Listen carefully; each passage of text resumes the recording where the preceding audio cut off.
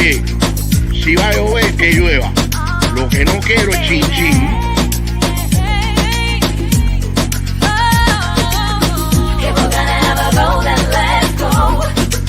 No quiero chin chin. Si va a llover, que llueva. No quiero chin chin.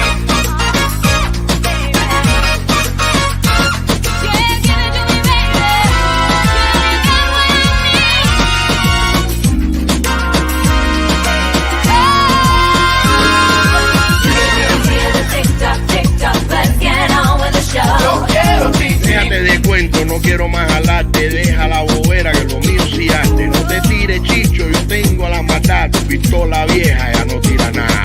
Deja la mentira, tú vives del invento. Lo tuyo es un chinchín que se lo lleve el viento. Me tomo lo que llueva y me como un rayo. Lo mío sí no es cuento, yo soy un caballo. No quiero chin chin. Si va a llover, que llueva. No quiero No chin abuses chin. de chiquito que Dios está mirando. Si te pasan la cuenta te veré pagando. Eso es lo que hay, yo tengo la verdad. Eso es lo que traje, para ti no hay nada. Mira para el espejo, dime. Hello, everyone, and welcome to another special edition of Casa Cuba Sundays. I hope everyone is having a fantastic Sunday, whether you're home, at a cigar lounge, and having a great time. I hope that everyone also had a great Thanksgiving. It's the season of giving, so here I am enjoying my Sunday with each and every one of you. I wouldn't want it any other way. Today, we have a very special guest, a dear friend, a fellow Zoom Cigar Bar member, and author of Cigar Barons, Isabella.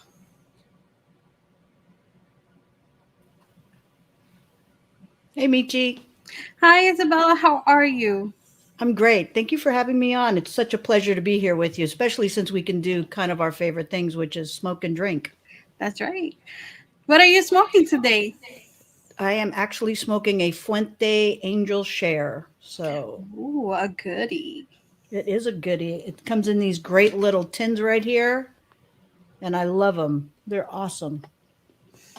I love those tins because you can just pack 3 little cigars. You'll be going on a little short trip and bang, bang. Right? Well, I am having a Casa Cuba Divine Inspiration, and I apologize that it's halfway done. I've been pre-gaming. That's another good cigar, too. My absolute favorite, obviously. And I am having some coffee with bourbon cream, a recommendation given to us by a fellow Zoom Cigar Bar member. Very good. It is very good. I have it quite often. I see all our besties are weighing in. Hello, everybody. Hi, April. Hey, Art, Hey, Justin. April. Art, Justin. Sai. I saw Sai on there. Hey, Kendall. Hey, Kendall. Oh, there's my wife. Hi, Shalene. Hi, Shalene. I'm having some Eagle Rare to go with my Angel's Envy. Ooh. Hey, Pastor. Look at all our families logging in and tuning in. Thanks for the support. Really appreciate it. You know, it's more than brothers and sisters of the leaf. It's real family. Again, you know, this journey that we have partaken on with the Zoom Cigar Bar has been truly a wonderful, wonderful experience, and I hope that these family this family continues on for many years to come. I don't know how we would have made it through this pandemic, you know, sitting at home alone and smoking by ourselves. It's not that much fun. Right. No, and I agree. I think the Zoom Cigar Bar kind of saved me. You know, a mutual friend of ours, Andy, told me about it and said, "Hey, I know you're smoking on your deck by yourself. You should try this out." And I never left. It was wonderful. I got to meet you and Jose and April and Aaron and Lauren and so many great people. Pastor and Justin. I mean, we can't name everybody who's on the cigar bar because there's just so many great It's so people. But many. for me at night, it was really what saved me, sitting out there by myself, actually just by myself smoking a cigar. For those who want to join, the ribbon below is join the HERF, zoomcigarbar.com. We're usually on after 8 p.m. Eastern time. I mean, it's 24 hours, but the core group gets on at that time, and we have many laughs, cries, stories. It's just a load of fun. It is. It's a lot of fun. And, you get to make great people from all over the world. Aliki Indeed. from Egypt, Paul from, Alaska. So if you guys haven't joined, try it out. Okay, so Chris, tell our viewers who don't know who you are, tell them a little bit about yourself. So my pen name's Isabella. I wrote this book under my pen name Isabella for a reason. And I started writing about 12 years ago. Had my first book come out, Always Faithful. It was an award winner. I really lucked out. I got into the market at a really good time when ebooks were really just starting to take off. I write romance. I've written vampire novels, fantasy, and then Cigar Barons absolutely came out of my love for cigars. I visited Nicaragua twice, and so it was easy after, you have to do a lot of research because a lot of people will read this book and call bullshit if you don't know what you're talking about.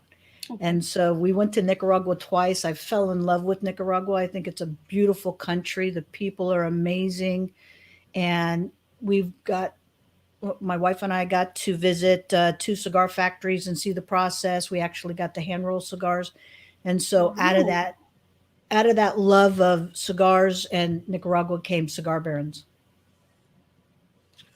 And I have to say, I did take the time to read your book, and I absolutely fell in love.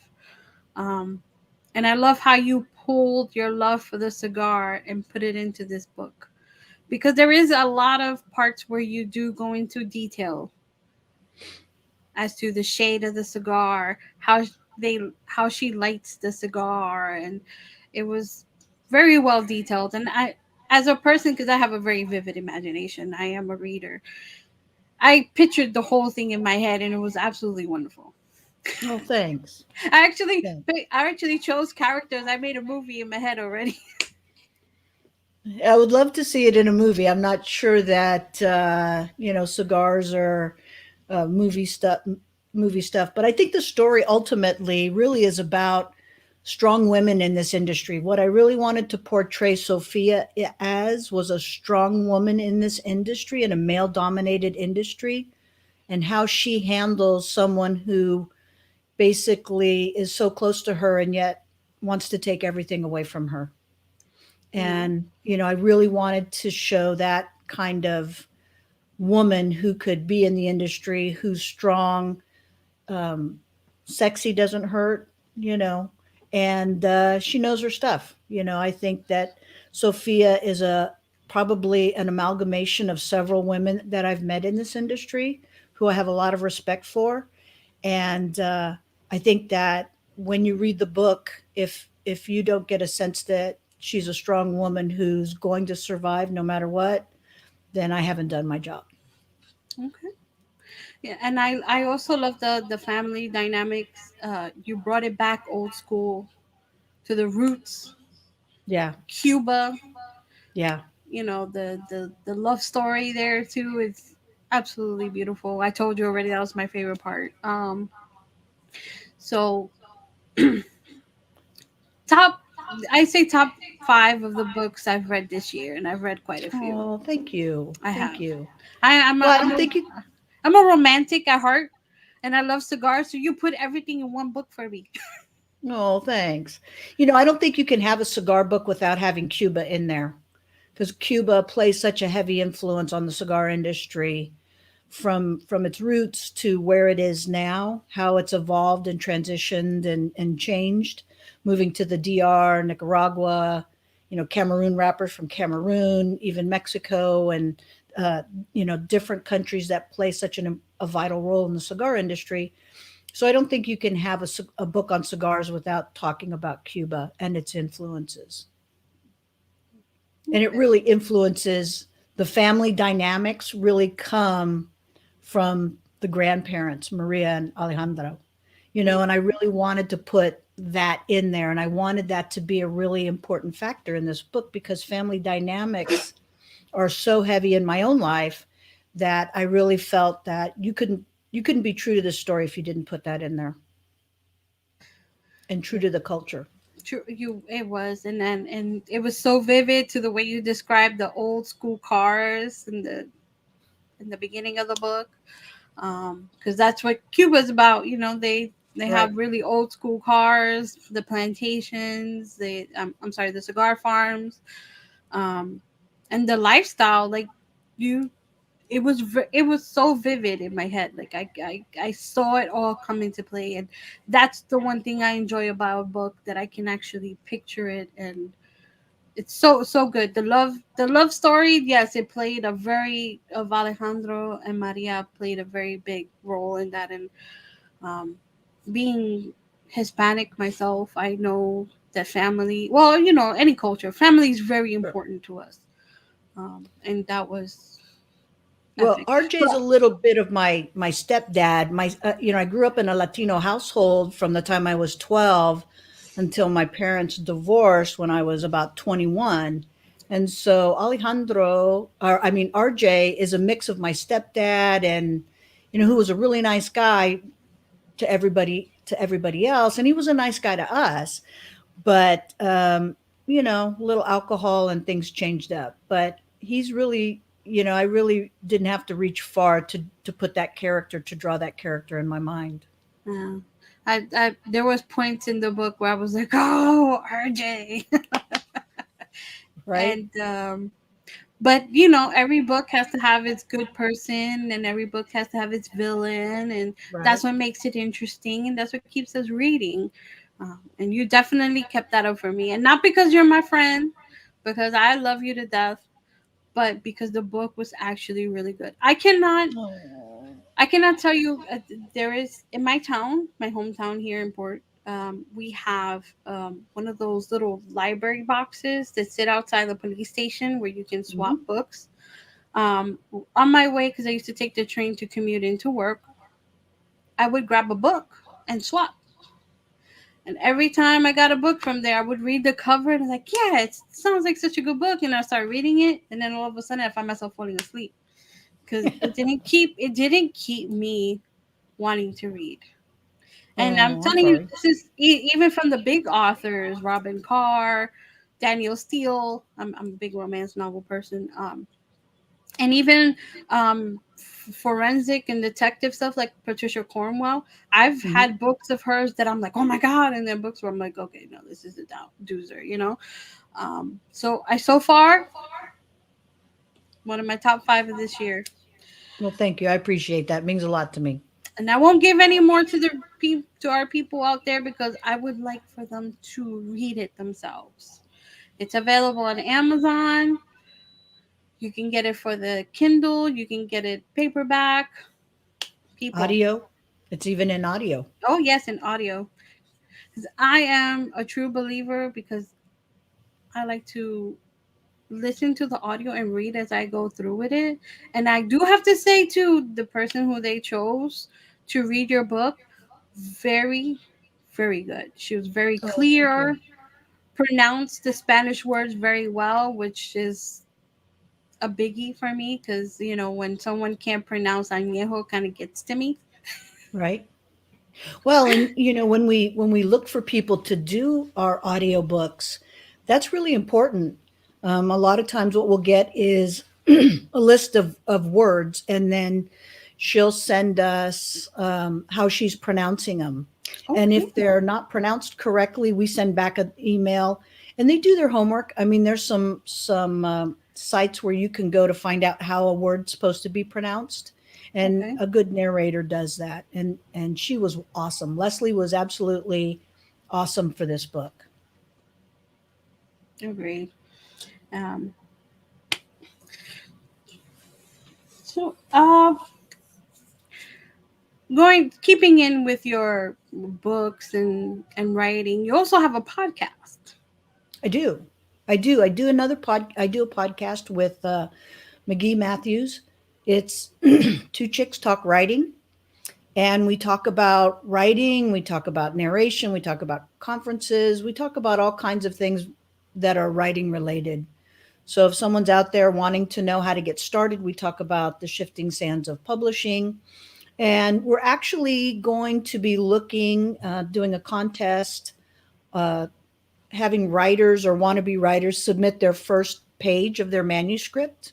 And we're going to look at it and give feedback and uh, talk to the writer and that we pick. And hopefully we'll get a lot of submissions. But we want to be able to give back to the community that's been so good to us. So this was kind of one of those things that we wanted to share our knowledge. You know, I just finished my 15th book, and so I have I have a little bit of knowledge, but it's kind of like being a cigar enthusiast. I don't call myself a cigar aficionado because I feel like I have so much more to learn about the industry and about cigars Okay. that I would never consider myself an expert ever.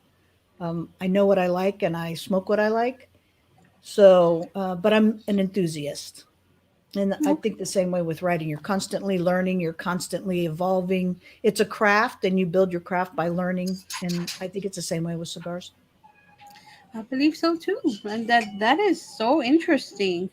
Um, someone to to get help, even for a common person like me. We can tune into your podcast and maybe get inspired to write something. Sure. Yeah, I hope so. I hope someone would be inspired. And for those wanting to tune into her podcast, right here, people, right here in the ribbon. Yeah, we also have it on YouTube and Podbean too. So if they just go to Two Chicks Talk Writing on YouTube or Two Chicks Talk Writing on Podbean, you'll find our podcasts. And we Okay. actually, our newest podcast, we're talking to a narrator that narrates our books and what that entails, you know. Okay. So um, we have a question. Uh, Okay. Memorable inspiration from trips to cigar production countries. Gosh, I I feel so blessed to be able to have traveled to Nicaragua and really experience and go into the factories and to go into the fermentation barns and to go out into the fields. That I think my biggest inspiration probably are the people who work in this industry. You know, when they say it takes 300 hands to make a cigar, they're not kidding. From the person who's planting the seedlings to the people who are working in the fields to the people in the fermentation barns to the people and the women especially who are sorting the leaves. You know, they're standing all day, they're working with their hands, they're doing all of that work, and I just think they're wonderful. I don't know that there's enough love and appreciation shown to those people who are really responsible for the fine cigars that we're smoking. You know, the rollers, I mean, to everybody. Yeah, and what you said earlier about making a book about a female in a male predominant world, that kind of hit me straight in the heart because I haven't been to one of the factories, but having known people in the industry and people who own factories, I know that there is a lot of women working there. They're the ones who have the sensitive hands to touch the leaves, to put them, sort them. I've also seen a video on YouTube. Jose and I stumbled across it about Davidoff and the way that they show the women holding the leaves with their delicate fingers and placing them on the bales and sorting everything. It's sensitive work, and it's important. That's Yeah. where we get our flavors. That's where we sit and enjoy this wonderful cigar, from. When we, that's so right, Michi, because when we were back there, the cigar we're smoking today wasn't made last year. The tobacco wasn't grown last year. It Mhm. might have been grown 5, 6, 7, 8, 9, 10 years ago. We got to see those bales in a lot of the aging rooms, and they showed us tobacco that had been picked 5, 6 years ago that was going to be brought out to be made into cigars. And having made a complete ass out of myself trying to roll cigars, I have such a respect for those people who are rolling cigars. It's not easy work. Bunching, putting your filler together and then your binder over that and then the wrapper over that and then trying to cap it. God bless them. They just have the skill, and we're lucky to be able to enjoy their hard work. It is. I mean, now that I think about it, last year when we went to Tampa, we actually got a tour of the JC Newman in Tampa, and they had the bales. They had, unfortunately, when we it was time to schedule our tour, they were at a holiday party. So we Oh, didn't get to wow. see people actually sit there and roll, but we actually saw their tables. Um, they took us into the rooms where they stored the tobacco, and we got to walk in and like took a big whiff Yeah. of that tobacco smell. We saw the machines because obviously they have uh, machine made cigars, Right. and we saw the machines and all the equipment that they have there, the maintenance area. Um, it was an absolute amazing tour. So if you guys haven't done it, I suggest that you do, because the JC Newman factory in Tampa, it is something to see. We went to Ybor City. We went to Tampa. I was going to a mystery writers conference, and we went to Tampa, and we went to Ybor City. And if you want probably as close to an experience as you can get in the DR or Nicaragua, you can go into some of the cigar shops where they're actually rolling the cigars in the cigar shops right as you're there. And you can actually see what it takes to put a cigar together. And they're great rollers. Those rollers are amazing. And we actually took a tour of one of the cigar places down there, and it was amazing. I mean, it's not on the scale of Nicaragua or the DR or Mexico or any of the other places that are rolling cigars, but I think it gives you a great perspective on what it takes to roll a Oh, cigar. it definitely is an art. Oh, there goes Yeah. Cynthia. Oh, thank you, Cynthia. Yeah, it is an art. It is not easy. I think all the people in the factory were laughing at me as I tried to roll them because I couldn't quite get it right. So I have a huge amount of respect for the people who are out there working in the fields. And, I grew up in an agricultural community and an agricultural family. So, you know, when you talk about working like that with your hands, that was, part of my childhood, my early childhood. So I totally respect people who do this because it's work, and they put out an awesome product. So, keeping on the cigar talk, can you tell us about your first premium cigar experience? Yeah, I the way I got into cigars was kind of by accident. A Ooh, friend of mine who smoked cigars was having a birthday, and we're both in publishing, so I bought her a book humidor, and then I went out shopping for cigars for her. And I bought her 5 sticks that I had knew nothing about. I had no idea.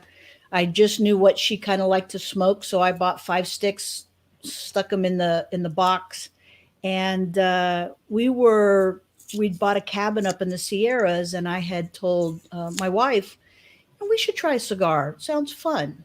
And like most people, we started off with infused cigars, and we would sit after a long, hard day working, smoking a cigar and drinking wine. And then we went down to our local lounge and okay. said, hey, I want to try something different. I probably smoked a premium cigar before I knew it was a premium cigar. Wow. Yeah, I didn't, I got kind of put in this direction, and they said, well, you're a new smoker, try this. It was a Connecticut. It was a Rocky, and it was good.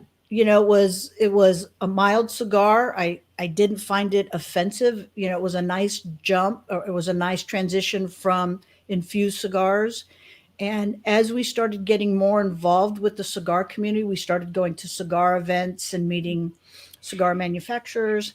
And that's when I kind of jumped in both feet first. So I probably smoked a premium cigar before I even knew what a premium cigar was. Awesome. And look at where you are today.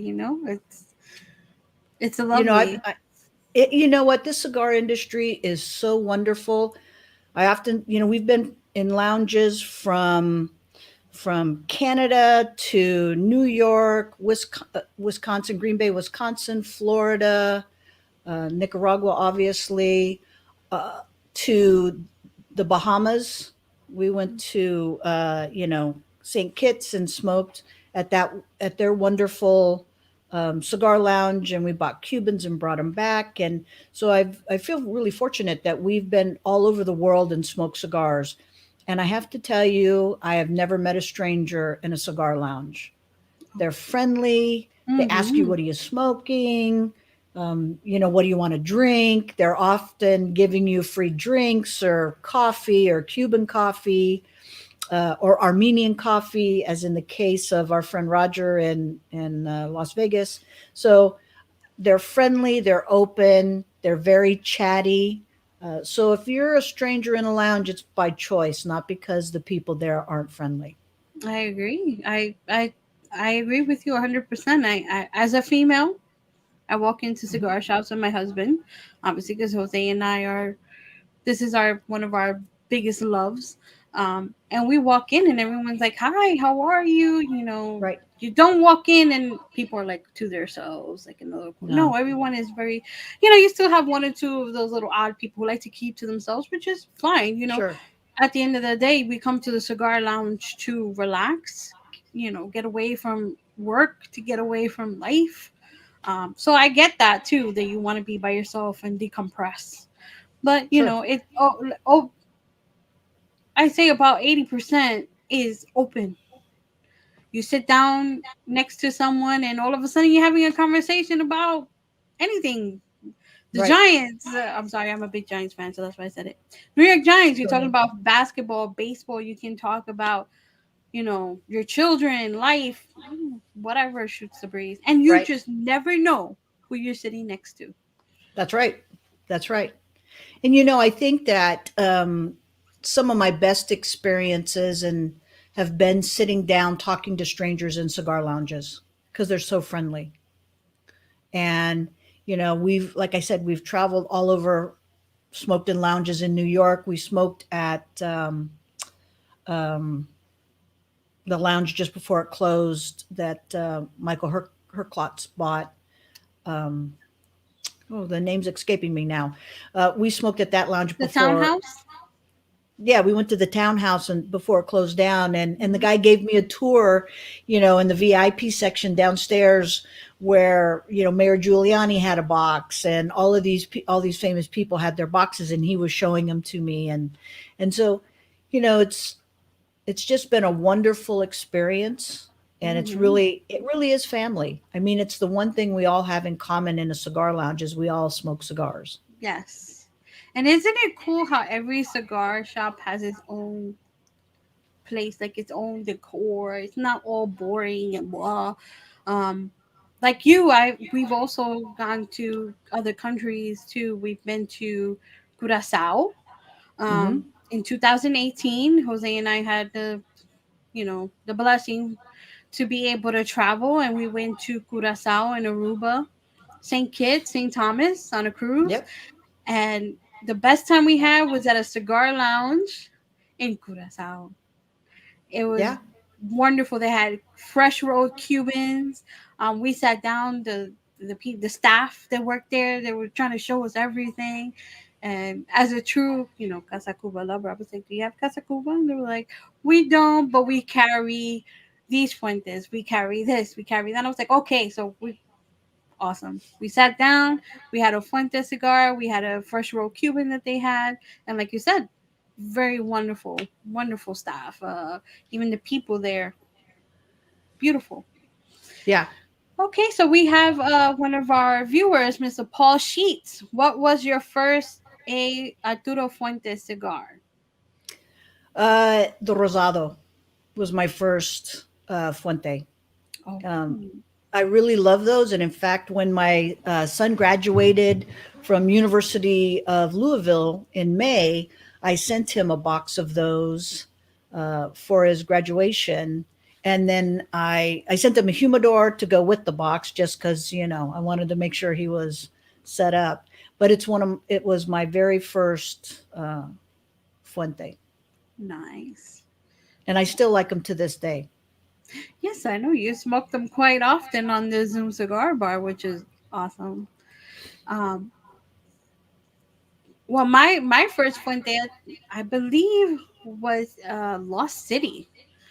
Oh wow, you went for broke. You went all the way to the top. Well, like you, I started with infused cigars. I mean, in the Cuban and Caribbean cultures, there's a religion, called Santeria, that's very prominent. I have godparents who are into that, and they introduced me little by little on some stuff, but they mostly enjoyed infused cigars. Um, so that's how I started. And then when I met Jose, he was already smoking premium cigars, and he was like, "Girl, you need to switch up your palate." And he made the mistake and gave me a Lost City, and then from there it was downhill. That all I smoke is some great cigars. I mean, everybody has a different palate. I'm not gonna Sure. um down talk any cigar. No, everybody has their own palate. I seem to like the Ecuadorian Habano wrapper very, very much, which is why I am so attracted to the Casa Cuba line. Mm-hmm. So that's where my first Fuente cigar experience came from. And I haven't looked back. There's so many great cigars out there and great cigar manufacturers. It's hard to pick favorites, Hmm. but you smoke what you like. And there are so many great manufacturers out there, great options for people. Definitely. And, I think that we've been lucky to have such wonderful people come on the Zoom Cigar Bar and be exposed to different cigars. Somebody will say, "Hey, have you tried this one? La Jolla," or, different vendors, Michael Herklock, and different people who come on, and you think, "Oh, I want to try that cigar." Whereas you may not have tried it if someone else hadn't tried it and said, "Oh, I really like this one." There's so many good ones out there. It's hard to not take advantage of such a great plethora of Hmm. cigars. Well, that and going to cigar shops. Hmm. When the cigar shop has a wonderful display, and they have like I'm a frequent shopper at Famous Smoke Shop, at Cigars International, and your local mom and pop shop. We have one in Milford, Pennsylvania over here that we go to, and what they have is a beautiful display, and then they'll put custom the store worker's choice, his favorite cigar Hmm. of the month, and you go, wow, let me try it. But that's the same in the Zoom Cigar Bar. We talk about all these different cigars. I wasn't big into trying so many because I do have a very sensitive palate. And right away, I can tell you when I don't like a cigar very much because it's not good in my palate. So I this the past couple of years I've gotten really good with Perdomo cigars. I really enjoy their habanos. I really Hmm. enjoy the champagne. Hmm. Very good cigars. And the AJ Fernandez. Love AJ Fernandez. That You was know, one it. of the farms we visited. Wonderful, Mm, awesome guy, fantastic cigars. I love a lot of the New World, obviously. okay. Yeah. And while we're talking about AJ Fernandez, I want to give a shout out to our friend Mark Black, who's still in recovery. We're praying for you, brother. We love you and we miss you. Love you, Mark. Yes. Um, Get he well soon. get well soon. Yes. And here we go. From Sai Michi, when you get a chance, will you ask Chris which of her 15 books is she is most proud of, or are they all special to her in some way? God, great question, Sai. Thanks. I think that they're all special to me. I love them all for different reasons. I write about the military a lot. My wife was in the military. I come from a military family.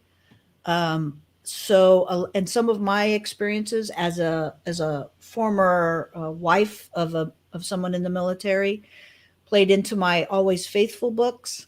Some of that's based off friends that we had that have experienced combat in Afghanistan. And then I have my Yakuza series, which is special to me because again, she's a female Yakuza, strong female leads. I love vampire novels. I like writing those because you have to suspend belief to be able to write those. Fantasies the same way. So they're all my favorites for different reasons. They're like your babies. Right. I couldn't pick I have, three sons and I couldn't pick a favorite son if I wanted to. Now, you mentioned your sons. Are they all cigar smokers? Are they getting into it, or? Yeah, two of my sons really do smoke cigars. My oldest son, Thomas, smokes. And so when we went home for Thanksgiving, we smoked a cigar together every night. So we smoke, and for his birthday, I bought him a big, see, I had that big special pandemic special they had that they came out with because they couldn't hold the cigar fest. So I bought that for him for his birthday, which had a ton of great cigars in it. Awesome. And then my son Alex smokes cigars. My middle son Eric doesn't. He's never wanted to and has never kind of even tried. So maybe someday I'll bring him over to You the got dark two side. out of three. I know that's good odds as far as I'm concerned. Hey. And it's always so good to have that extra connection, Although I'm sure that with your other son, you have a extra special connection because I mean, I'm not a parent, but I'm sure that each parent has a special connection with their children. But to sit down, sit back, relax, have a drink and a cigar with a family member, it's truly an awesome feeling. Yeah, for my son Alex's wedding, he got married in Louisville back in May, and for his wedding, I bought 2 boxes of cigars and had custom labels made with his and his wife's name on them. So I took the labels off the cigars, and then I made him a custom cigar box with their names and wedding dates on them, Oh, and little these I made these little cigar tubes, and then I put their names and their wedding dates on them, and then I oh, put really nice cigars in them for his groomsmen so that they could sit and enjoy. And for his so at the rehearsal dinner, we sat around and the box was gone. I was kind of surprised that everybody actually sat down and smoked cigars with all us, even the women too. So it was wow. great. Yeah, it was great. That sounds like an awesome time. It was, and it was in Kentucky, so it was bourbon country, and cigars and bourbon go really well together. Oh my So, goodness. Yeah. you can't ask I for more than that. know a good stogie and well, my favorite bourbon to go to is um Blanton's. I got a bottle of Blanton's, which was so rare to find back there. My daughter-in-law sealed the deal by getting me a bottle of Blanton's. Camille's wonderful. Shocked me. It was great. that's that's an awesome way to your heart, I guess. Right? That's marry absolutely an marry awesome your way. son, treat him good, and get you a good bottle of bourbon. There you go. There you go. Oh wow. I just I'm full of so much emotion right now because not only do we know each other through the Zoom Cigar Bar, but I had the pleasure of meeting you in person while we were Right? in Vegas. And you and your wife were so welcoming and warm. And I'm a hugger. So when your wife came to me and gave me a hug, I was like, okay, she won me over. That's it.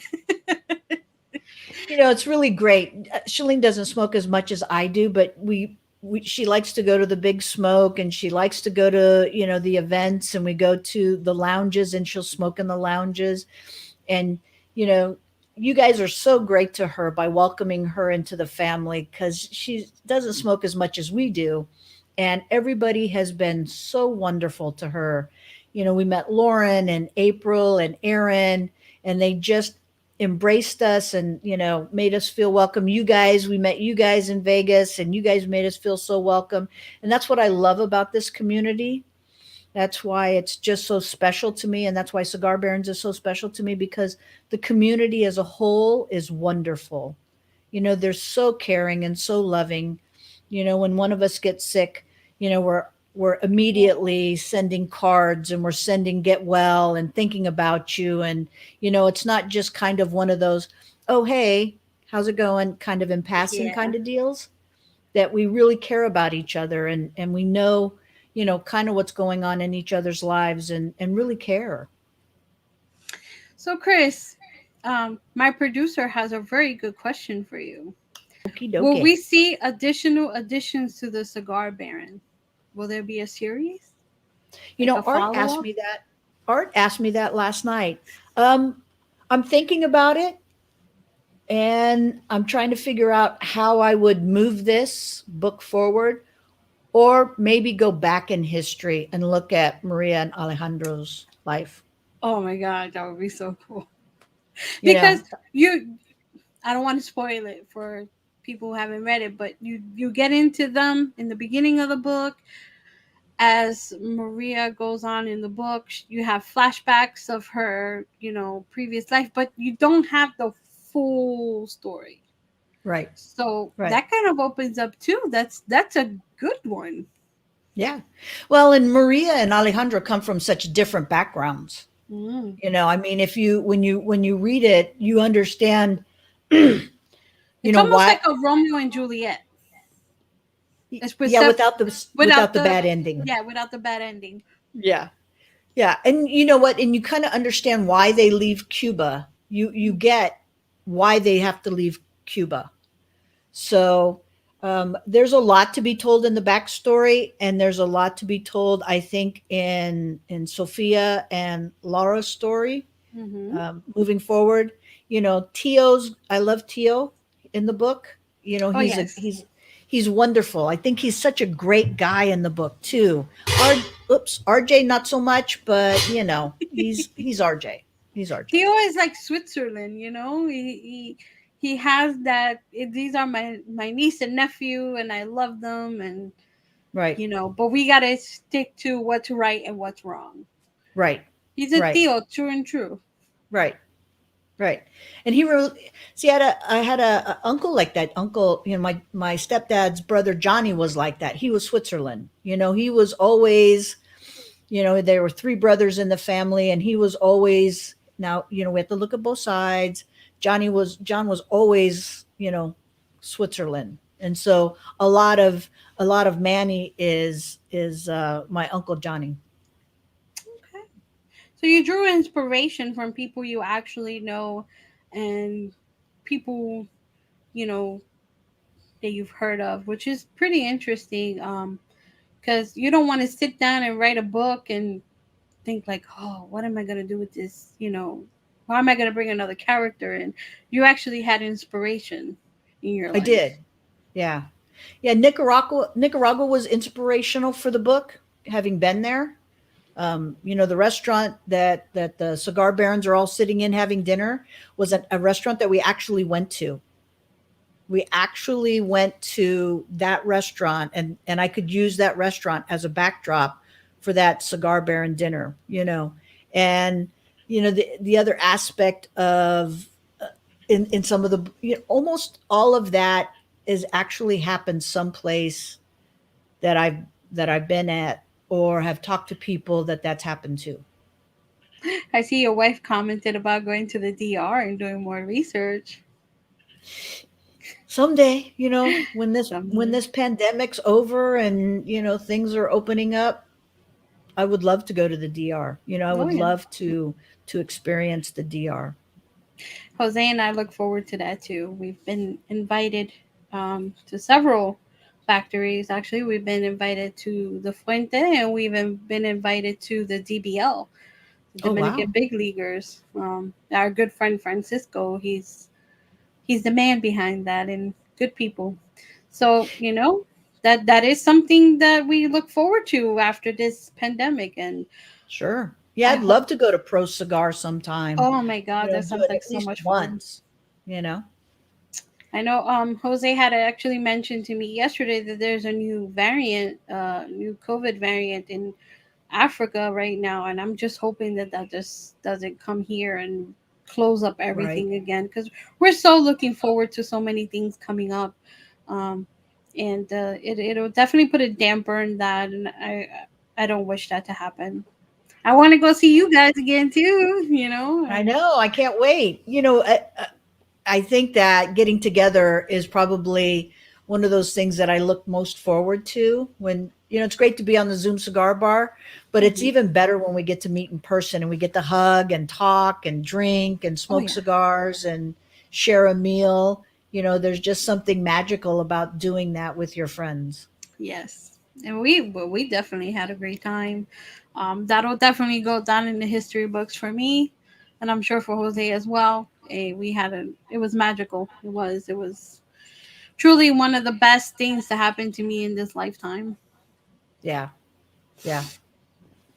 And that I take away from that not only the friendships but the getting to know each other a little bit more better, because yeah, in the Zoom cigar bar we talk, we bullshitting a lot, but we don't really get too crazy. And when you're one on one, I got to know a little bit more about you and your wife and your backgrounds, and it was really great. And I think that what you have with Shalene is very special, because even though she's Oh, thank not you. as bad as I was about to say as bad, because it's not bad, but she's not as a frequent cigar smoker as we are. She still partook in the fun. She did sit down and have a cigar with us.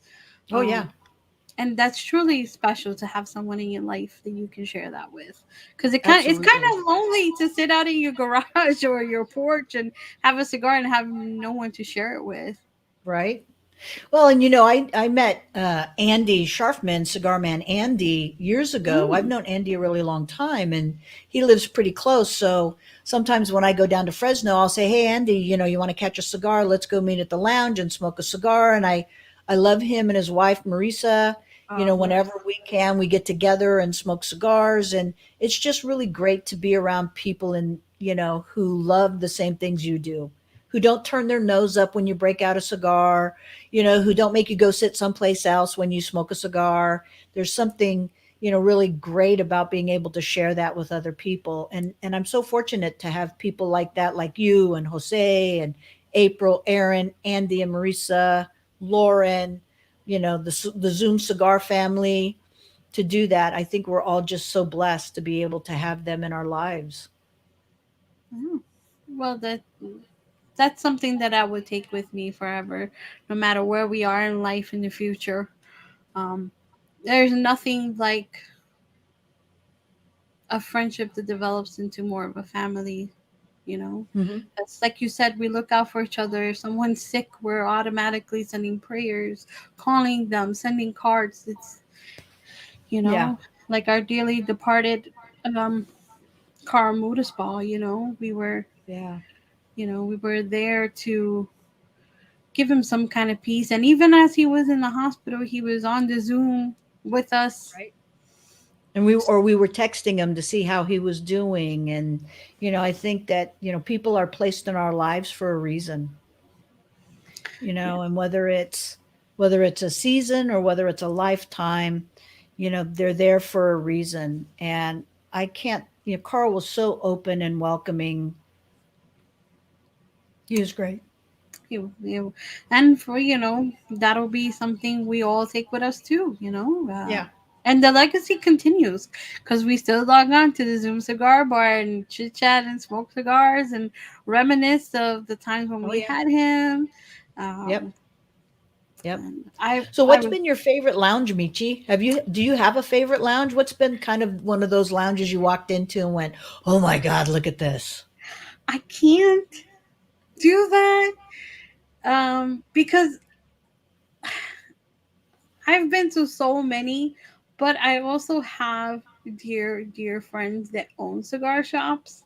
Mhm. One that I frequent is Santiago Cigar Lounge, which is in Bethlehem, Pennsylvania. Our dear friend Consuelo Gomez, she owns it. She also has her own cigar lounge called Amos de Santiago, based out of the Dominican Republic, obviously. And we have one of our other friends. Her name is Vilma. She works for a famous smoke shop out of Easton, Pennsylvania. Another great spot. That is, it's half humidor. It is an extremely huge humidor, and then on the other side, there's like a bar restaurant. You can sit down, eat, have a drink, relax. Um, uh, so to pinpoint one, I can't. Um, but those are my top two. And oh, and within the past year, we also met someone else. His name is Dan. He's out of excuse me, Union, New Jersey. He owns Smoker's Delight. Very down to earth place. Amazing selection. He has a little coffee bar, and you can just sit and relax. It's a really old school place. Um, dim lights, TVs for any sports, no craziness. So those are the top three, but I can't choose the top one. Yeah, it's hard. We go to so many great lounges. It's easier to probably name the not so great lounges than it is to name the great lounges. And I probably wouldn't Probably. even do that. How about you? Gosh, I'm the same way. I've been to some really awesome lounges, and it would be hard. I like my local lounge, Masfino, where I'm a member. And then I have another lounge in Morgan Hill Cigar, where I'm a Okay. member. I think the people make the lounge a lot of times, how friendly they are for me. Okay. For example, when we went to Green Bay, we went to the lounge in Green Bay, which was an amazing lounge. I mean, it was two-story. The VIP area was up top, and then they had this whole huge area down below. Their humidor was packed.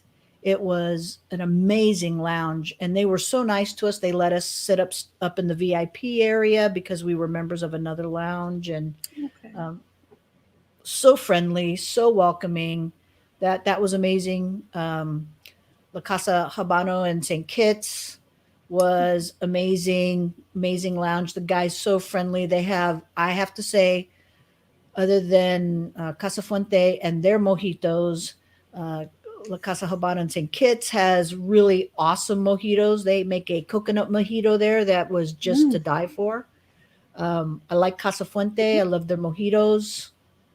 That So, tangerine mojitos, they hit yep, differently. yep. And so, I'm like you. I have a lot of favorite lounges. It's too hard to pick just one. It is. And I think it's about the experience. Do they make you feel welcome? Then Yes. that puts you in my one of my top lounges. If you don't take the time to welcome me, say, "Hey, can I help you?" You know, um, can I get you something to drink? Or is this your first time? Thanks for coming in. Then that becomes a down experience for me if you don't do those things. But I've yet to be in any of those kinds of lounges yet. Well, Jose and I, when we travel, whether we're driving to Pennsylvania or New Jersey, if I see one on the corner of my eye, like cigar shop Jose, we'll go in. I we have had that experience where we've walked in and no one says anything, whether the person working there is too busy or not paying attention. Like you said, it is a turn off. Mhm. And it's happened to us at least maybe once or twice. But it wasn't a big, like a cigar lounge. It was just a little Hmm. shop you go in, and all they have is a little humidor. Yeah. Um, and what they had is what we call gas station cigars. So we like turned around and said, nope, not for us. Right. Yeah, I've been in those lounges too. I went to one in Sacramento that was kind of like that, and we went in. They didn't have a great selection. I bought a stick, smoked it because I want to support the brick and mortars because those are becoming fewer and far between in our in the cigar world. Hmm. I think cigar smoking is under assault, Hmm. and we have to do everything we can to support those people. One Yes. of my favorite lounges is Steampunk Cigar Lounge in Sacramento. Jazzy is an awesome guy, makes you feel welcome. If you want coffee or anything to drink, he's on the spot. It's a classy lounge. It's phenomenal inside. He always makes me feel welcome. In fact, the very first, you have to ring a bell to go in. Oh, You just can't open the door to go in. You ring a bell. And the first time I rang the bell, I had never met him. And he said, Isabella, oh my God, I can't believe you're here. And I said, oh my gosh, how fun is that? that's And awesome. yeah, he's such an awesome guy. So he's just been great to me. And I love him. He's got a great lounge. So whenever I'm in Sacramento, I go to that lounge. That is awesome. So, I mean, the cigar lounges I mentioned are here in the states that I frequent, but my native is Puerto Rico. So when I go, which we went not that long ago, there is one cigar shop I frequent, which I absolutely love. It's called Cigar House. It's in Old San Juan. I've been there. I love that lounge. That is an amazing lounge. I the owner Rita and her sons, they're Hmm. the ones that work it, and so welcoming. I mean, every time I come, she's trying to slide me a cigar, or just we just sit down and talk because we're good friends. Also with Berta, the Hmm. Guayabera lady. So every time I go there, I call Berta on WhatsApp, and we video chat with Rita. We just sit there, we have a good old laugh. Um, and surprisingly, she's doing good through the pandemic. But unfortunately, like here in the states, they're having issues with employment where they can't, people don't want to work right now. So she's short staffed, but she welcomes everyone, and that is one of my most favorite places to go. You sit down and it's like you feel like you're home because they're so Yeah. nice to you. Yeah, we drug a bunch of friends. We were on a cruise, and that was where we were going to be leaving out of the cruise, Okay. and we drug a bunch of friends, and they loved it because they have the bar. We had drinks. Hmm. I could smoke cigars. It's open. The ceilings are high. They loved the drinks. It was great, and they were so nice to us. She gave me the tour of the humidor, because it's really long humidor. Oh yes. It's it was beautiful. I love it. In fact, I have some of their house sticks still aging in my humidor in Salinas. And doesn't she have like a fantastic array of cigars? Like she has everything pretty much. Everything. Yeah. And she It's knows amazing. I'm big into my Casa Cuba. So as soon as I come in, she knows that's exactly where I'm darting to. Um it's a great place, and Rita is she's an institution there, man. I'm telling you. Yeah. No, it's a great lounge. I love it. They have such great, and they have a nice supply of ashtrays and lighters and Hmm. all of that. And I love a good Humidor. lounge. Ooh. Yeah, humidors. Yeah. If we weren't going on a cruise and I had more room in my luggage, I had my eye on a couple of things there. Yeah. She has some of the best prices in the island too. Oh yeah. We've been to other cigar shops, and by far, she has the best prices on the island. Oh yeah, I Um, bought more than a few sticks there when I was there. and it's great. She has, um, she's, geez, I just thinking on the top of my head, going through the humidor, like all the AJ Fernandez. She's big into my father because her lounge is a my Mhm. father lounge. She has a huge selection. To all the viewers, you if you have not been there, you will not be disappointed. No, not at all. I took a video of the of when I was in the humidor. I asked her if it would be okay, and I did a live shot of the humidor because it was so amazing. I was just like, I'm in heaven. This And is this. and when she's not busy, because obviously it's a huge cigar shop and she's busy a lot. But if she has a moment to herself, she will stand in the humidor and ask you to take a picture with her. And she has her own Instagram and she'll post Yep. it there. And you can, even if you're looking for a cigar that you cannot find here, you can call the shop and they will mail them to you. Oh, nice. Yes, she takes phone orders. So definitely something that our viewers can partake in as well. And let me tell you, when I'm telling you she has a big selection of those cigars that you probably are looking for, she has.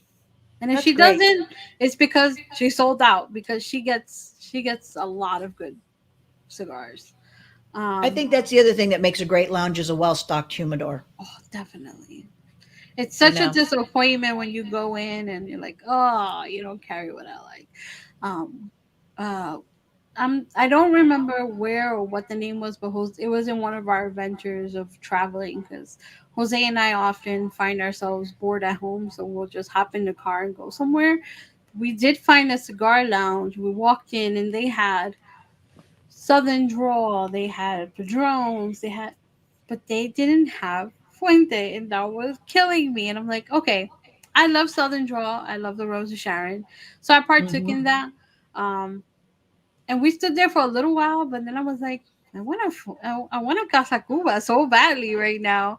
And although not all cigar shops carry all the Casa Cubas, Hmm. they'll have maybe the three, the four, the five, the six. They won't always have Divine or the Doble Dos because those are a little more um, rare, I would say.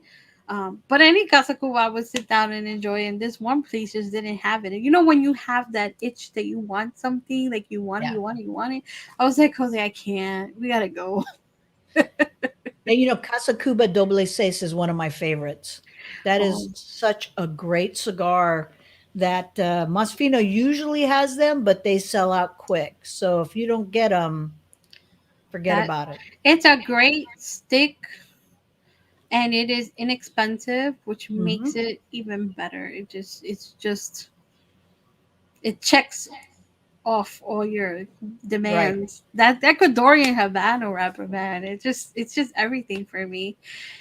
And then knowing the story and how important that was for Don Carlos to get that out, before his passing, it makes it Yeah. so wonderful. And that's the reason for this show. It's just my love and appreciation for that brand and that family and cigars in general. Because, like I said, I enjoy other brands. I enjoy Southern Draw, just like you. I know you enjoy so many brands. You enjoy Yeah. Perdomo, Perdomo, your Southern AJ Draw. Fernandez. Yeah. AJ Fernandez, Sam Lotano is one of my favorite. Yeah. There are so many good cigars out there, and they all have a lot of them have great stories behind them too. Oh, So, definitely. if you're a cigar smoker and you meet somebody in the industry, ask them why, how this cigar came to pass. What was the inspiration for this cigar? And there's probably a story behind it. Hmm. Yeah, I like Aroma de Cuba. I mean, there's a lot of great cigars. I have a humidor over there full of about 400 cigars. And every time I order, my wife's like, "And you need another cigar? Why? We just do. You just do, We just right?" do. It's I like our know. collector's thing, man. I know there's people out there who collect stamps, Funko Pops, but this is what we like to collect, and we That's right. enjoy them. Like they're not there for display. I'm actually gonna sit there and smoke it. Exactly. I'm going to enjoy it. I am absolutely going to enjoy that cigar. No doubt. So, Chris, to wrap up tonight, I just want to know. You said that you just finished another book. I did. Um, so can you tell us a little bit about it, or is this still top secret? Sure. It's about a writer who has kind of retreated and taken herself out of the limelight for a reason, and there's two big reasons, and we find out why through the Okay. story. And it's called The Long Dusty Road. And Okay. she leaves a big city and she goes home back to her roots. And we find out why she's become kind of a recluse, and what made her decide to give up, fame and fortune and all of that to go home to her roots. Okay. And do we know when this will drop, or do we have? Yeah, it probably early 2022. Okay. Yeah. Yeah, probably March or April. We're looking forward to that. Well, thank you. I appreciate that. Thanks Is for it? asking. Is there romance in it? Is it more like There is a suspense? romance. There is a romance. Yeah. Okay. So, all of my books have romantic elements to them, some more than others. Some have a little bondage romance, some have military romance, some have, there's always romance. I love romance. I like to think I'm romantic, and I like romance. I like a happy ever after story.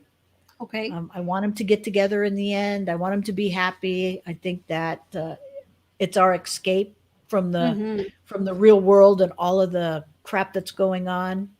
I'll never write a pandemic story because I lived it. I don't want to write a pandemic story. Gotcha. You know. Okay. Is there anything else that you would like to tell our viewers? And You know what? any? Thanks for having me on the show, Michi. It's such an honor for me to be here, and I really, love you and Jose, and consider you guys my family, and along with everybody in the Zoom Cigar Bar. I think they're amazing people, and I'm so honored to be able to be their friends, and that they let me hang out with them at night, and listen to them and the jokes, and hang out with them. That I just love it, and I really appreciate you asking about the book. Cigar Barons probably is so close to my heart because I just love this industry. And I just really think that, the industry is so amazing, and that the women in this industry don't get enough shout outs and kudos because, it is primarily a male dominated industry, but there are amazing women in this industry that I've met, from Cynthia to Delicia to Karen Berger to different women who, Amy at my local uh, Morgan Hill cigar uh, shop, who they're just amazing women in here who don't get enough kudos, and I really hope that Cigar Barons kind of shed some light on some strong females in the industry, because they're there, and I don't think they get enough credit. Oh, and you absolutely hit it right there. So I also want to let everyone know that in order for us to continue enjoying cigars and enjoying each other's company, we have to continue fighting for these rights. So please, if you're not a part of it, join Cigar Rights of America. The link right there, Cigar Rights, right there on on the I'm a banner. member. I'm a member. And I'm a proud ambassador for New York. Um, Also, the Premium Cigar, these PCA, join, have your voice be heard.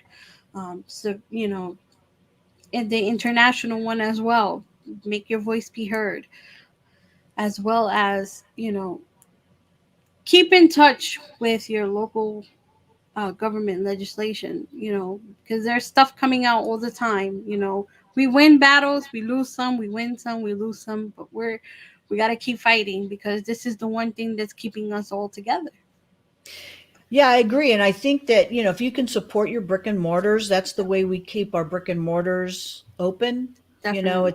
I know a lot of us, order online, but I buy probably, as many cigars at my brick and mortars as I do online, because I want them to stick around. I still want to be able to go to a lounge to enjoy a cigar.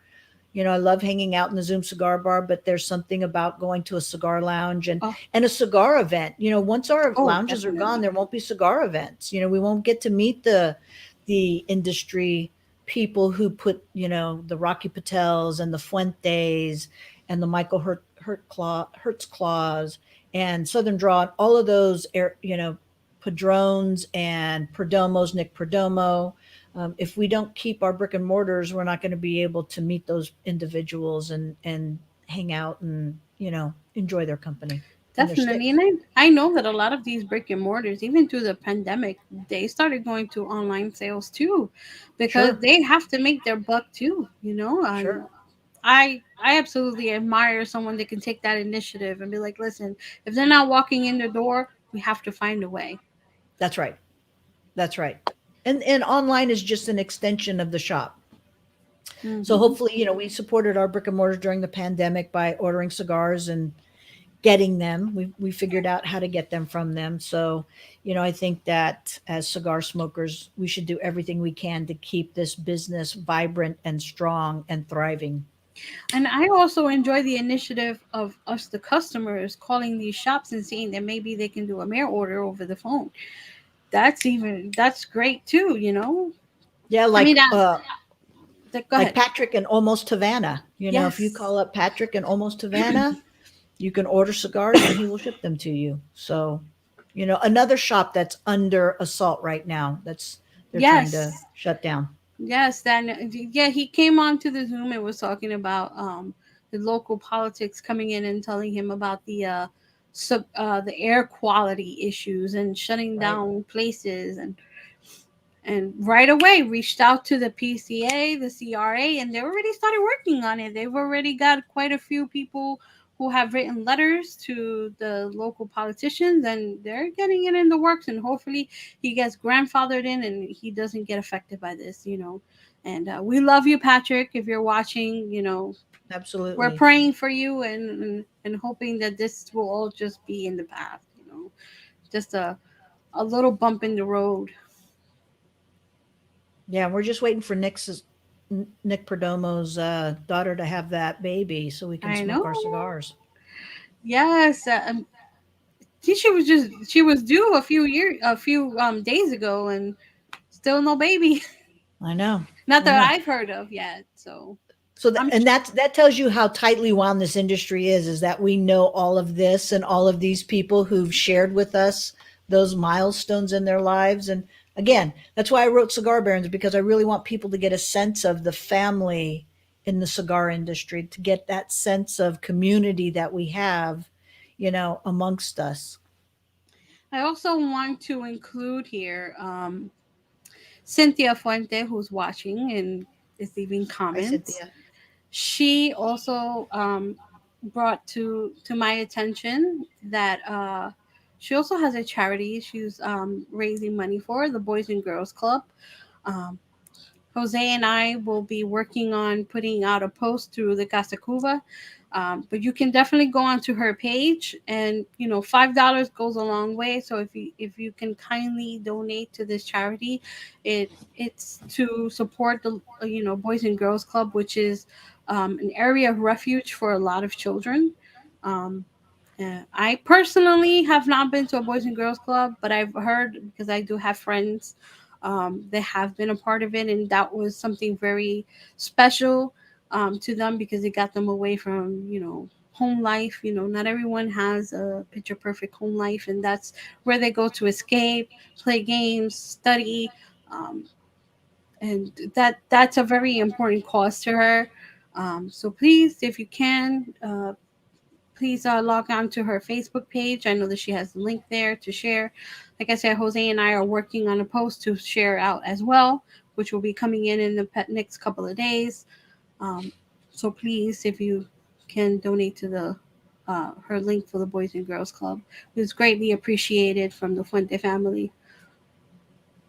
You know what, Michi, can I just say, I think that you highlight what's so great about our industry, about the cigar industry, and I don't mean ours as in I'm part of that. I'm part of the family, but they do so much charitable work They down do. there. When we went to AJ Fernandez's factory, he has daycare for the workers there. He has a clinica de salud down there Mhm. for his employees, for the kids.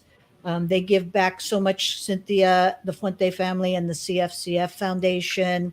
The cigar industry really does do a lot of charitable work They in a do. lot of these countries that they have their factories in. So when you're supporting them, by extension, you're supporting their generosity to be able to take care of the schools that they build and the daycares that they provide and the clinics and all of those things. So, when you support the industry, you're really doing so much more.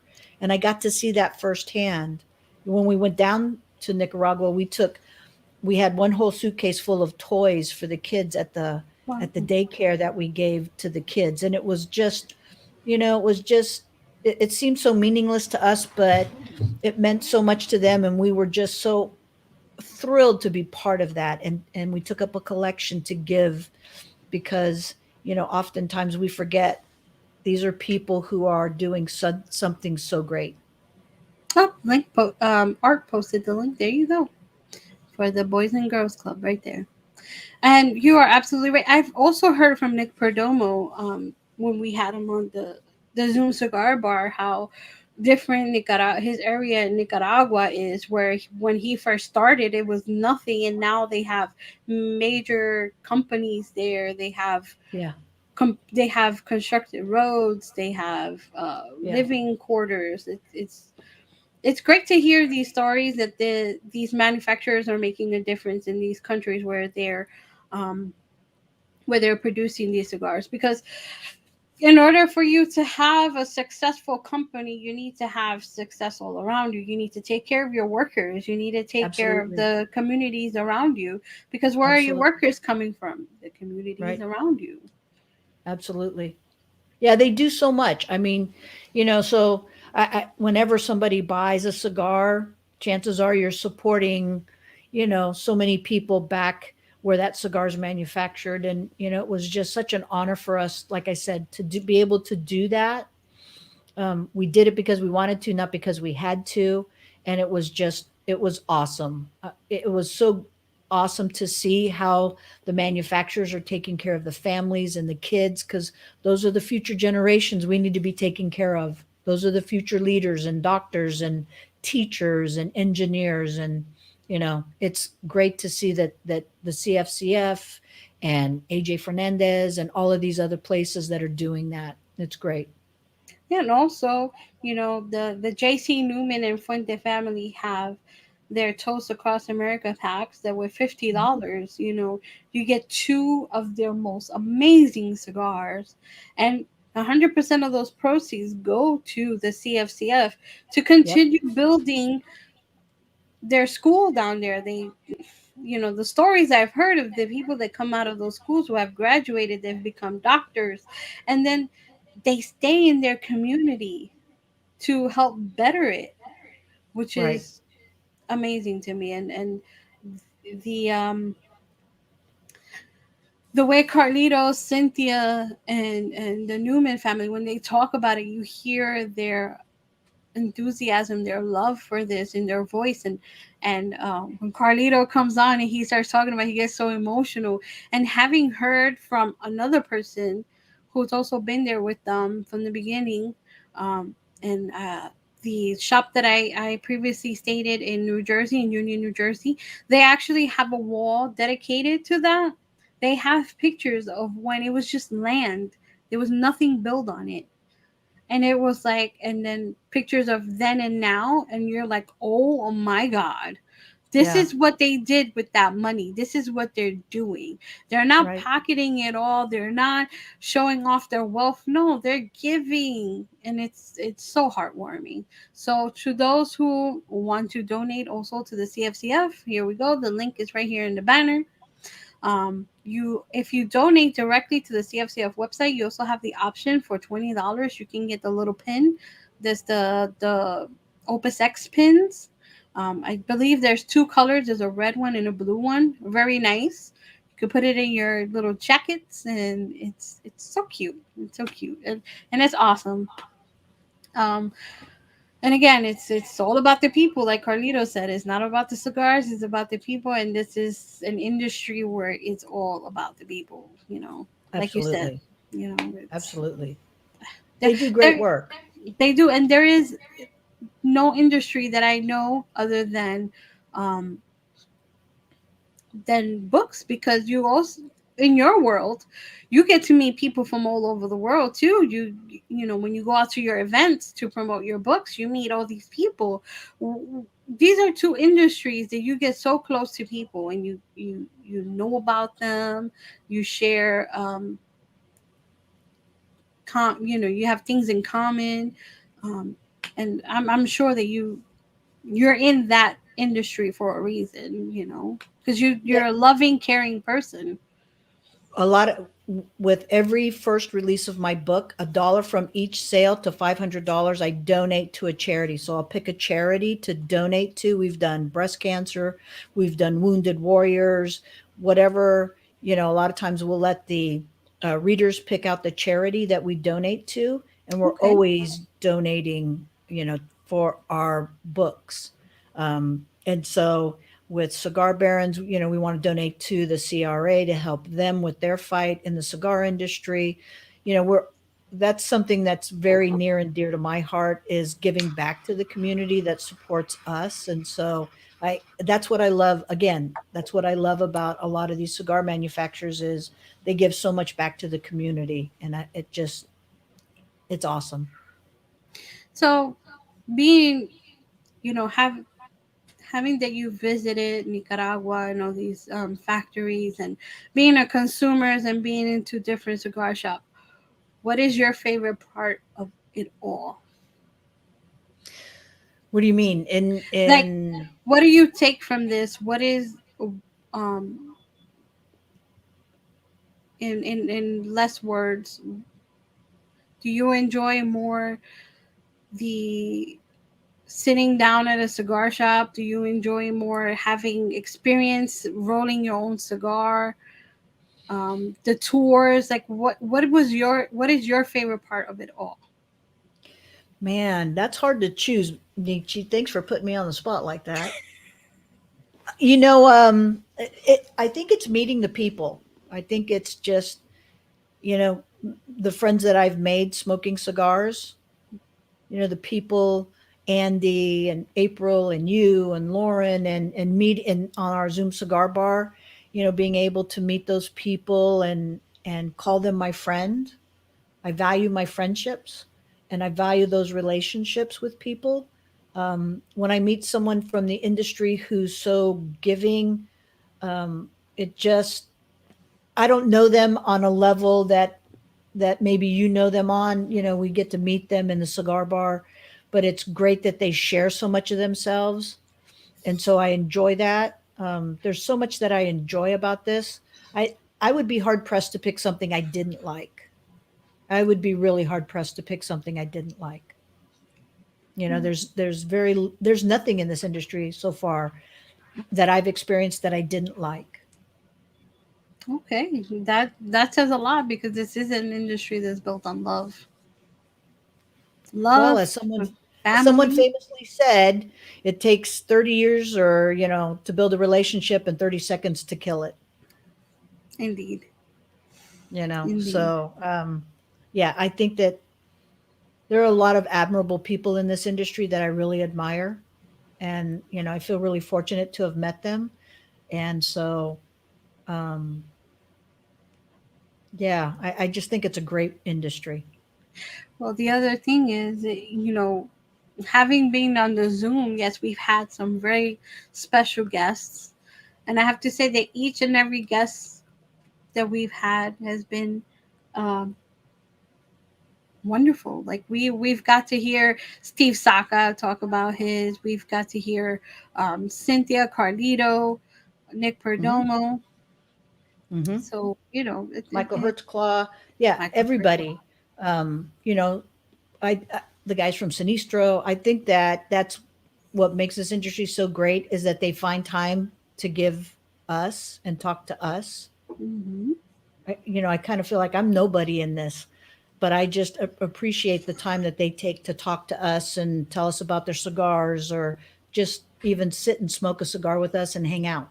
We're all part of this, you know, because at the end of the day, even as a consumer or just, an admirer, we all partake into this. They value, that's the one thing, they do value your opinion. I haven't met a manufacturer that you talk to them and give them um, feedback that they don't appreciate it. Yeah. Yeah, and they're very rarely do they push cigars, they're supportive of each other, which is what I appreciate as, I because I have a publishing company, because I know authors, that idea that all boats float when the water rises Mm-hmm. is kind of the idea that everybody gets ahead, and you want to be kind to your competition and gentle, and it's just been such a great experience for me. It's just something that I treasure, I enjoy. People have been so generous with their knowledge, um, with their passion, because cigars are a passion for me. I love them. I enjoy them. I smoke them often, and they're just something that you can see the passion in those people who come on and talk about their cigars and what they do and all of that. This is a part of our lifestyle. Hmm. So, Andy Garrett, what makes all these people great is that they are just honest people that are happy to give their time and love. Absolutely. Yes, Andy. Absolutely. Yeah. So again, thank you to everyone watching. We've gotten an abundance amount of love and comments on our show today. It's been an absolute pleasure having this one-on-one time with you, Chris. Oh, Um, thanks, Michi. Jose and I love and appreciate you and Shalene. We look forward to seeing you guys again. Um, a little plug in here. This coming weekend, we're so excited. It's the Cigar Heritage Festival in Ybor City, Tampa, Florida. We look, Casa Cuba crew will be there. I will be going live. I'm going to try my best because I know it's going to be noisy and busy, but I want to give everyone who couldn't or who cannot join us in live there to have a little peek of what it's like, so that maybe in the future years you do come. It is a great time. They have live entertainment. They have a live band. This major cigar manufacturers will be there. JC Newman, Fuente. So we're going to partake in a great time. I know a lot of our Zoom Cigar Bar members will also be there, which will be another